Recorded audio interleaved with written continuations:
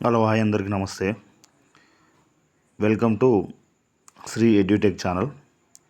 Telugu online క్లాస్లో భాగంగా ఈరోజు మనం ప్రముఖ కవి అయినటువంటి అద్దంకి గంగాధరుని గురించి తెలుసుకుందాం.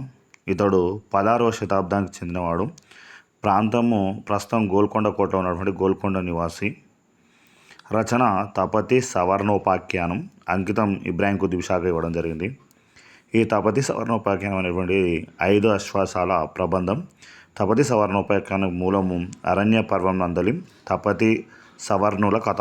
మహమ్మదీయుల ప్రభువు తెలుగు కావ్యులకు అంకితం ఇచ్చిన ప్రథమ కవి అద్దంకి గంగాధరుడు. ఈయన తెలుగు కవులకు ఆశ్రయం ఇచ్చి తెలుగువారితో సరసభావంతో వెళ్ళినటువంటి నిజాం రాజు ఇబ్రాహిం కుతుబ్ షా. ఈ ఇబ్రాహిం కుతుబ్ షానే తెలుగు కవులను బాగా పోషించాడు కాబట్టి ఈ ఇబ్రాహిం కుతుబ్ షాను మణికబరాముడు అని కీర్తించారు. ఈయన అనేక మంది తెలుగు కవులకు ఆశ్రయం ఇవ్వడం జరిగింది. మరిన్ని వీడియోస్ కోసం శ్రీ ఎడ్యుటెక్ ఛానల్ను లైక్ చేయండి, షేర్ చేయండి, కామెంట్ చేయండి, సబ్స్క్రైబ్ చేయండి.